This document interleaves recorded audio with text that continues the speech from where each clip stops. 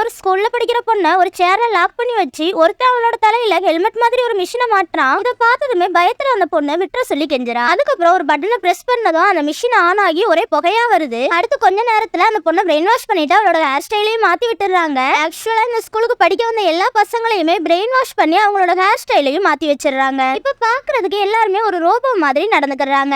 அப்பதான் புதுசா ஒரு பொண்ணு அங்க சேர்றதுக்காக வர்றா. அவளுக்கு இவங்களை பாக்குறதுக்கு ஏதோ வித்தியாசமா தெரியறாங்க. அதுக்கப்புறம் இவளையும் ஆபீஸ் ரூம் கூட்டிட்டு போய் அவளோட தலையை அளவெடுக்கிறாங்க. அது பிடிக்காம இந்த பொண்ணு கொஸ்டின் கேட்க ஆரம்பிச்சிடறா.